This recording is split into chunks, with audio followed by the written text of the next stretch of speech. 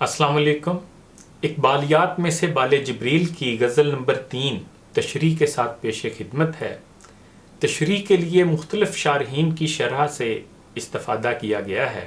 غزل کا پہلا شعر ہے: گیسوئے تابدار کو اور بھی تابدار کر، ہوش و خرد شکار کر، قلب و نظر شکار کر۔ پہلے مشکل الفاظ کے معنی سن لیں۔ تابدار، یہاں تابدار کے دو مفہوم ہیں: چمکدار اور گھنگریالے۔ مراد ہے خوبصورت گیسو۔ خرد کا مطلب عقل اور قلب دل کو کہتے ہیں۔ یوسف سلیم چشتی کی شرح کے مطابق اس شعر میں حقیقت اور مجاز دونوں رنگ موجود ہیں۔ گیسوئے تابدار کے لغوی معنی لیے جائیں تو یہ شعر مجازی رنگ اختیار کر جائے گا، لیکن سیاق و سباق سے ظاہر ہو رہا ہے کہ یہ شعر حمد باری تعالیٰ میں ہے۔ اس لیے یہاں گیسوئے تابدار سے مراد زلفیں لینے کی بجائے صفات باری اور شدت تجلیات مراد لیں گے۔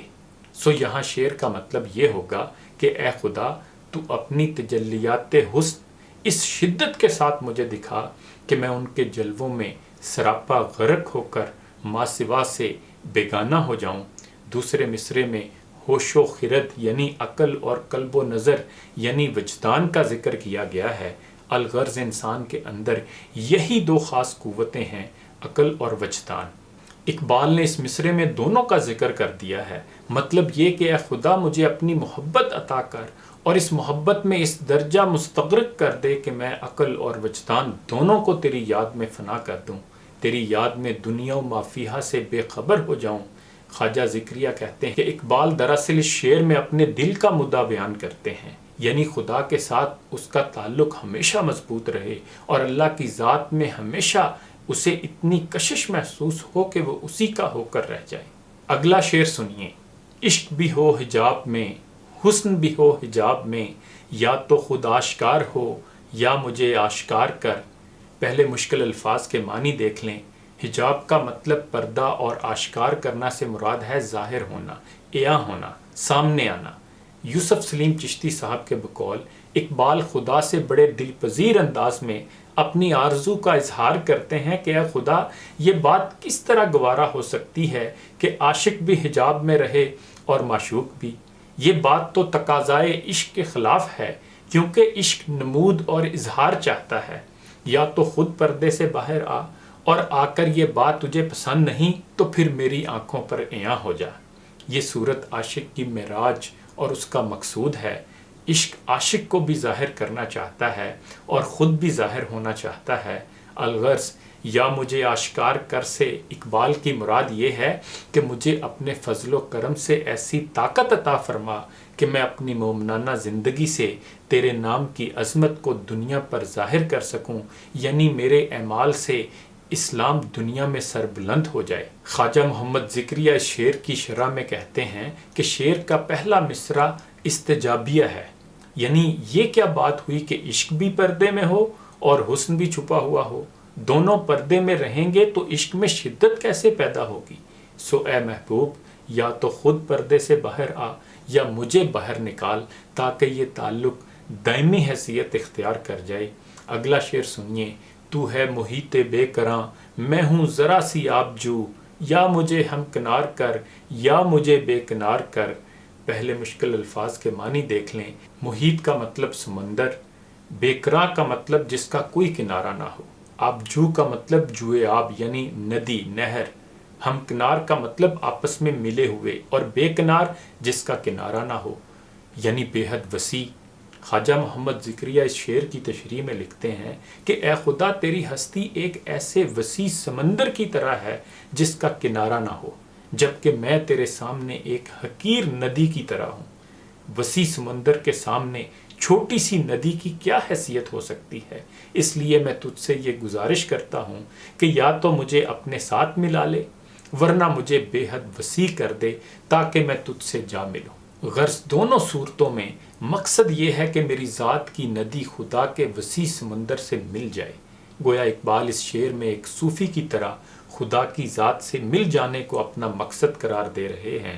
یوسف سلیم چشتی صاحب اس شعر کی تشریح یوں کرتے ہیں کہ خدا کی ذات غیر محدود ہے اور میں یعنی انسان محدود، لیکن یہ امتیاز عشق پہ گراں گزرتا ہے۔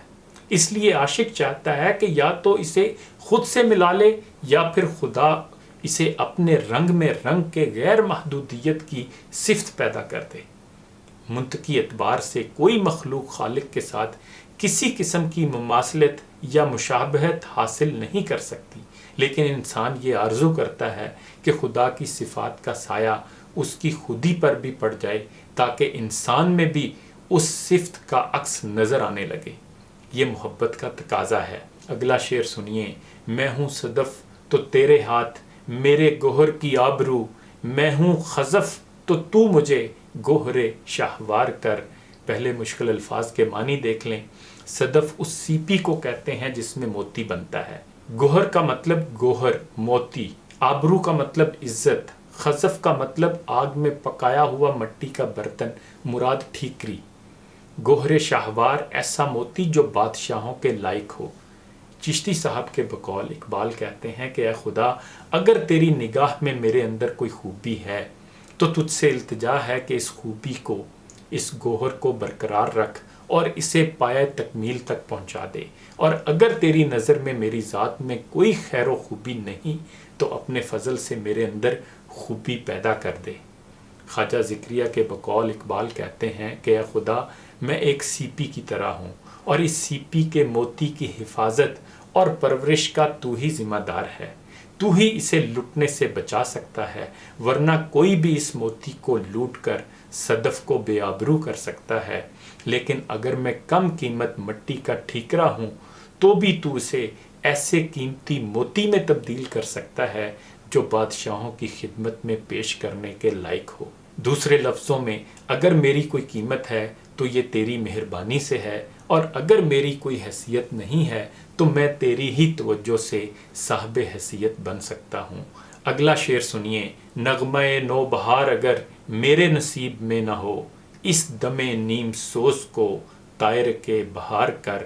پہلے مشکل الفاظ کے معنی سن لیں۔ نو بہار، نئی آئی ہوئی بہار، آغاز بہار۔ دم کا مطلب سانس، ہمت، زندگی۔ نیم سوز کا مطلب آدھا جلا ہوا۔ طائرک کا مطلب چھوٹا سا پرندہ۔ طائرک بہار سے مراد یہ ہے کہ بہار کے آغاز سے ذرا پہلے باغ میں آ جانے والا پرندہ جو اس بات کی علامت ہوتا ہے کہ بہار شروع ہونے والی ہے۔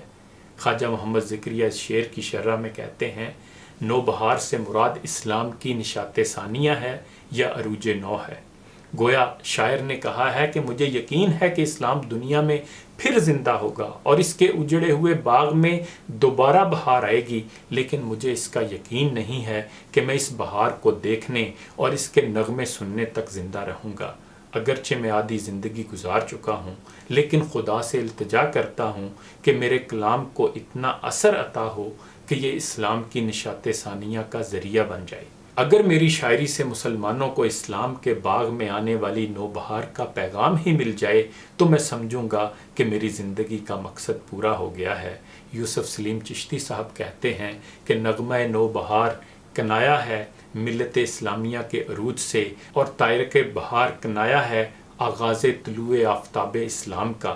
اقبال التجا کرتے ہیں کہ اے خدا، میں ایک مدت سے احیاء ملت اسلامیہ کے لیے کوشش کر رہا ہوں، اس لیے آرزو ہے کہ اسلام اور مسلمانوں کا عروج اپنی آنکھوں سے دیکھ سکوں، لیکن اگر یہ میرے نصیب میں نہیں ہے تو کم از کم اتنا شرف عطا کر کہ اس عروج کی آمد کی خوشخبری ہی اپنی ملت کے افراد تک پہنچا دوں۔